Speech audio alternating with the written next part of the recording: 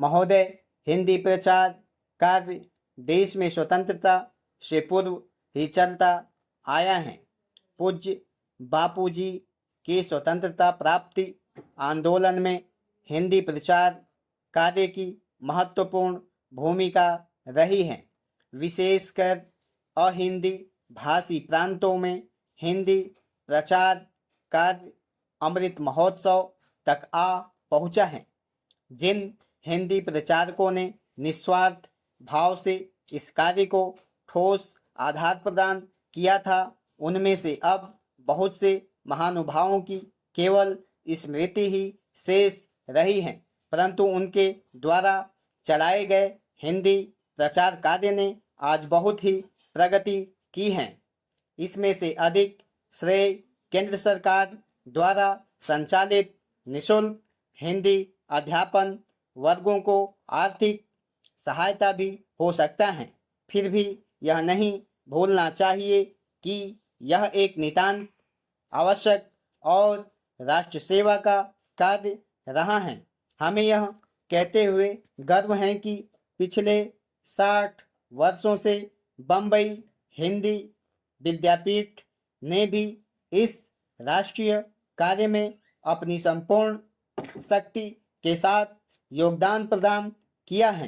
प्रतिवर्ष 2 लाख अहिंदी भाषी छात्रों को हिंदी का अतिरिक्त ज्ञान प्रदान करते हुए हम आज भी इस परंपरा को आगे बढ़ाने जा रहे हैं और भविष्य में इससे भी अधिक कुछ कार्य करने की क्षमता व साहस संजोए हुए हैं।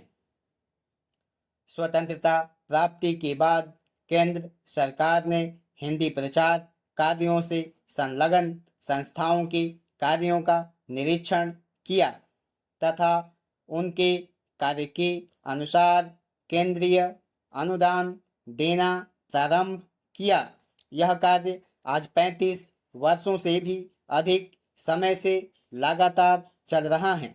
वैसे राष्ट्रीय महत्व की कुछ संस्थाओं को छोड़कर अन्य किसी संस्था को संचालन खर्च के लिए केंद्रीय सहायता नहीं मिलती। केंद्र द्वारा प्रतिशत के आधार पर प्रतिवर्ष हिंदी प्रचारार्थ अनुदान स्वीकार किया जाता है। जो स्वैच्छिक हिंदी प्रचारार्थ अनुदान स्वीकार किया जाता है वह स्वैच्छिक हिंदी प्रचार संस्थाओं को भी प्राप्त होता है। वस्तुतः केंद्र सरकार का यह कार्य बहुत ही सराहनीय है। इस वर्ष के अनुदान की स्वीकृति को लेकर बहुत ही विलंब हुआ है। जहां तक सरकारी पत्र व्यवहार का प्रश्न है, उससे यह प्रतीत होता है कि मानव संसाधन विकास मंत्रालय द्वारा हिंदी प्रचारार्थ अनुदान स्वीकार करने का जो कार्य अब तक होता रहा, वह अब केंद्रीय हिंदी निदेशालय के अंतर्गत आ गया है, जो हिंदी भाषा के लिए अलग विभाग है। इस परिवर्तन से विलंब का होना स्वाभाविक था, क्योंकि एक विभाग के सारे कागजातों का दूसरे विभाग में रूपांतरित होना एक प्रकार से कठिन ही कार्य था।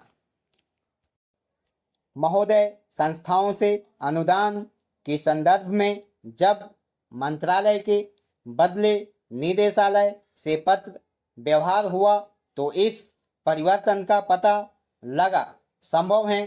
इसलिए इस वर्ष हिंदी प्रचारार्थ अनुदान की स्वीकृति में इतना विलंब हुआ हो।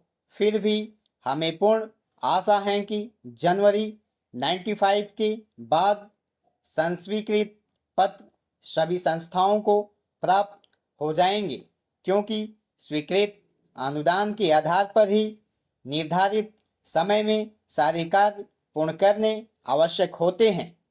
केंद्रीय सरकार के मंत्रालयों का कार्य साथ ही इस अवधि में मंत्रिमंडल में हेरफेर और पुनर्गठन विलंब के लिए उतना ही उत्तरदायी है जितना ही कि कुछ राज्यों में निर्वाचन आयोग द्वारा कुछ बातों पर संहिता की आचरण का प्रश्न भी है। यही कारण है कि केंद्र सरकार का बजट सत्र भी इस वर्ष विलंब से हो रहा है, फिर भी सरकारी कार्य अपने नियमों के अनुसार चलते रहेंगे।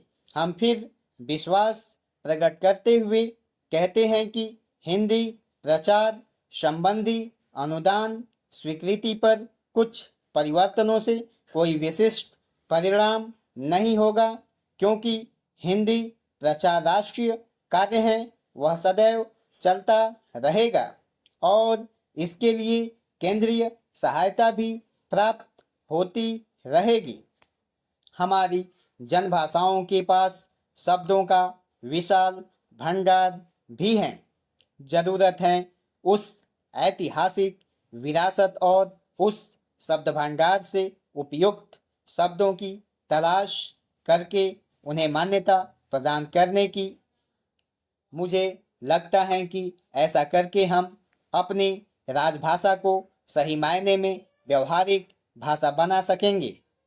हमें यह नहीं भूलना चाहिए कि अभी भी हमारे देश के आधे से अधिक लोग निरक्षर हैं। इस अवसर पर मैं एक बात और कहना चाहूँगा। यह बात अनुवाद के बारे में है। मुझे यह कहने में संकोच नहीं कि सरकारी कामकाज की हिंदी ज़्यादातर मौलिक न होकर अनुवाद की हिंदी है, और यह भी एक कारण है कि राजभाषा आम लोगों से इतनी नहीं जुड़ पा रही है जितनी कि उसे अभी तक जुड़ जाना चाहिए था। जब तक सरकारी कामकाज मौलिक हिंदी में नहीं होगा, तब तक इस भाषा में वह लालित्य और रस नहीं आ सकेगा, जो कि सचमुच इसका अपना विशेष गुण है। और यह मौलिक काम तब तक नहीं हो सकता जब तक कि राजकाज करने वाले हिंदी को आत्मसात नहीं करेंगे। मेरा मतलब यह बिल्कुल नहीं है कि अनुवाद नहीं होना चाहिए। अन्य भाषाओं के साहित्य का अधिक से अधिक अनुवाद हिंदी भाषा में होना चाहिए।